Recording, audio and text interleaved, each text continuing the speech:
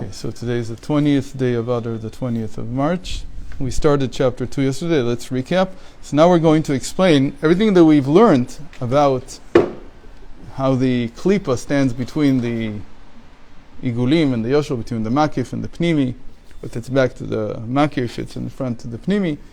Is now going to come in very handy to explain what was going on in Egypt. ועל פי זה יובן עניין הגלות מצרים, שהיו עובדי כוכבים ומזלות מושלים על ישראל, we read this yesterday, that Mitzrayim, the idolaters, were ruling over the Israelites, מפני שה70 שרים עליונים ינקים יותר מדי. Because the 70 archangels of the 70 nations, they were getting too much sustenance. And how is that possible? והיינו מפני So when they're too high, they rule over. Because galus, exile, means that you're in a state of gestation. You're like in your mother's womb. That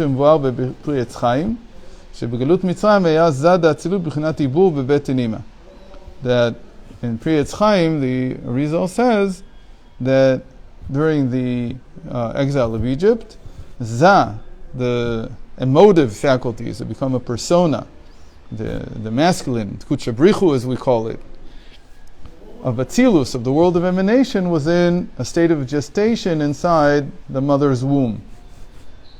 So we said all that is a preparation for it to be born in order to become a nation.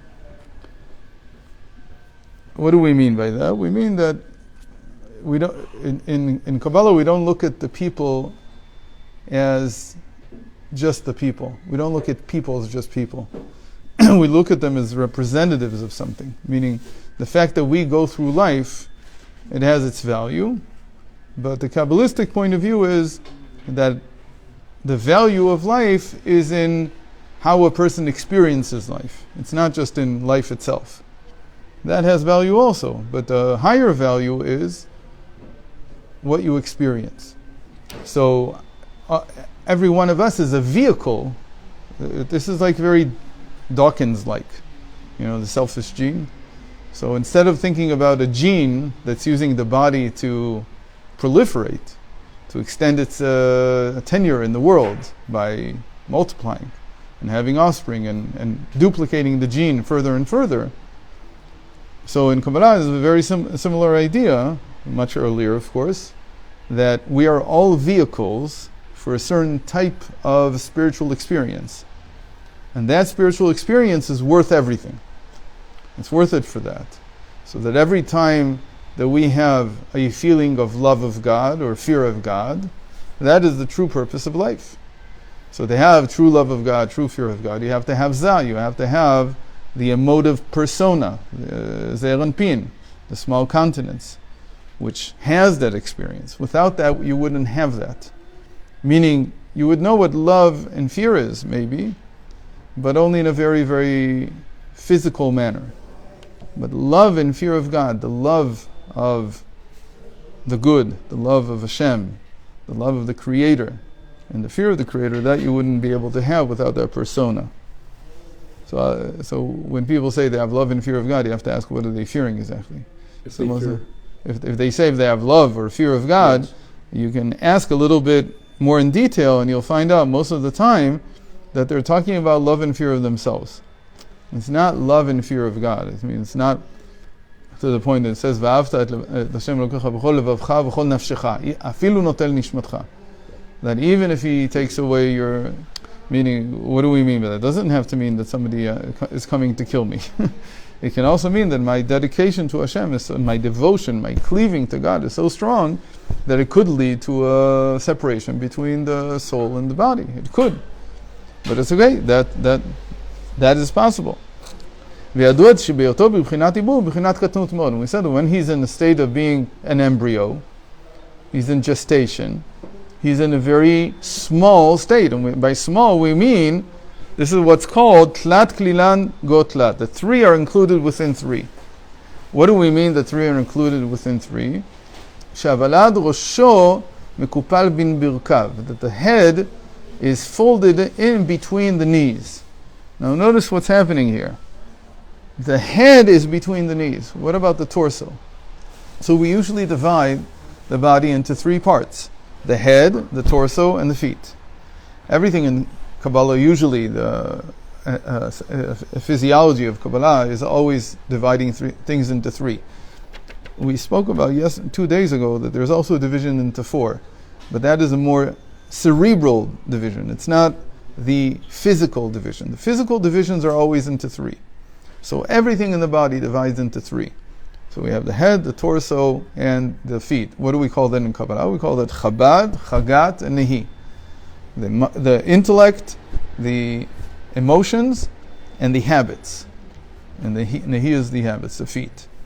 So he says, the head is between the knees. So what does that mean? That the Chabad, the intellect, is between the knees. What happened to the torso? So it's assumed that the torso is also folded over. But we don't talk about it. We don't need to talk about it because it's a given already. The moment that the head is between the knees, that's the real problem. That's the real issue. The fact that the torso is folded over and not so evident is not a big issue because they're closer. The emotions and the habits are very close. They're all saying the conduit is broken? No, everything's fine. Okay. But there's no the head, the intellect is concealed between the habits. Oh. In other words, you don't see that this thing has intellect. What do you see? It only has habits. So that's the description of the fetus. The fetus, the embryo, and then the fetus is with the intellect hidden between the habits. Okay? That was a state, that's called very small-mindedness. Because the mind, the intellect, is concealed. You can't see it. It doesn't come into play. And we'll give the examples in a moment. Va'inyan, what does this mean? He says, Ki be'anu b'mitzvah shlishit. We explained in the third mitzvah. What was the third mitzvah? It starts with the gimel also. Gid hanasheh, the sciatic nerve. That's what we learned previously. Sheyesh b'za gimel b'chinot, chabad, chagat, nehi. That za, his partzuf, which is 10 sfirot, is divided into three parts, like we just said. Chabad, chagat, and nehi. The intellect, the emotions, and the habits. Dehainu, ayen sham heitav inyanam. So he says the beginning of the build-up of za, of this small countenance, of this, let's call it, the way that godliness appears in man. It's almost like saying the image of God. So usually when we say the image of God, we really mean the intellect. But in general, it's za. It's the whole za. It's a whole Zeir Anpin, the small countenance. Why do we say the small countenance? Because it's a large countenance. That's like in the crown.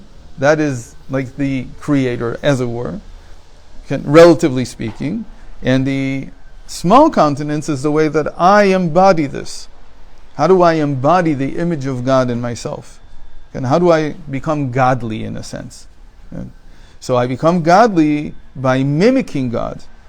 So when I first start, all I have is the nehi. The beginning is I can only mimic by doing monkey see, monkey do. There's no intellect yet. I don't understand why yet. Right? The whole state of chinuch, of bringing up a child, is at first he mimics. He doesn't understand yet why. Remember, that's what we talked about in Gid Hanasheh, that Amalek comes and he severs that.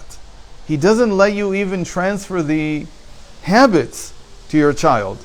The child maybe received it when they were 5 years old, but when they're 12 years old, they come and say, I'm not interested in this anymore. Why? Because it doesn't make any sense. Of course it doesn't make sense. The whole purpose is, first of all, to do, and then you understand. There's no other way to do it in the world. Like I gave those examples back then. How do you create a halftime show in football? How do you make the marching band do what the marching band does? There's only one way. I remember I told you, I asked my children, I showed them a halftime show in the Rose Bowl or something like that. I said, look at the choreography. How do they go about doing this? How do you get 150 people to know exactly where they're going and so on and so on? So they came up with all kinds of interesting answers and told them there's only one way. You go to learn from someone who already knows how to do it. You can't make this stuff up. It takes years and years and years of experience to get to that point. So if you want to learn it, you first have to learn how you do it. Then you want to understand, you want to add something more. Okay, maybe you'll understand and add something more. And really the truth is, when we learn Torah, from the very beginning, we're just mimicking. We're reading. Why don't we open up the Chumash and make up our own Gemara, make up our own Talmud? Because we're first of all mimicking. Once you've learned everything, you may add another line. There's a line like that from, I don't remember, one of the English poets, that something about the world going on, and maybe you can contribute a line. Like that there's something more that you'll add, but it's just a line. Don't think that you're going to add. Okay, that's the beginning. That's the beginning. The beginning has to be that the person is first of all mimicking. That is the nehi. So first of all, he has nehi. When he comes into being, when he's born, he first has feet. That's all he has. He only has habits. The hainu shorsho, and now he says, where does this come from? Because Chabad Chagat Nehi is not talking about the crown. The crown's outside of this. There's intellect and emotions and habits, but there's no crown. Where's the crown? So he says, "B'tchilato dehainu shorsho kmo shenimshach me'aketer, shari shorsho me'aketer velo me'aba ve'ima levad." He says the important part we're talking about is the spirit here. We're not talking about the body. The body, of course, when the baby comes out, all the parts come out. You can't have feet without a torso and without a head. Of course, they all come out. But here we're talking about how the representation, like we said, the image of God appears in man. So the way it appears is first of all in the feet, in the habits. Afterwards, you can also build which one, the emotions or the intellect. What do you say? What comes next? Emotions, no? So you would think that emotions, but we say emotions come to the last. Because to develop emotions is the hardest. You first develop intellect. That's why we take a child, and even though they don't know how to pray, I mean, they know how to pray, they can say the words, but we don't expect them to actually feel anything. You can't feel anything. But aren't there certain basic emotions before you get to the intellect? Right, but it's not the godly emotions. We'll see what those are in a second. We'll talk about them. So before You almost to transform your emotions. Right? You have to exchange them. Yeah, okay, that's okay. So there are some basic emotions, but these Sure, are not of the course. emotions that came from the crown. Okay. They're not from there. They're something else. So the crown is like the godly nature that the person has, but he has to reflect it in his za, in his small continents. So the next thing that happens is he learns. He starts learning. He starts developing his intellect. And hopefully, after he develops his intellect, he starts developing his intellect, then the emotions begin to come out. That's the order. So there's a strange, and you see this in the shape. The shape is that the head is within the knees, is between the knees. So it means that the next thing that's going to come out when he unfolds is, first of all, you'll see the head. And only when he fully extends, then you'll see the torso. Then the emotions begin to come out. So that's the order. So he says like this.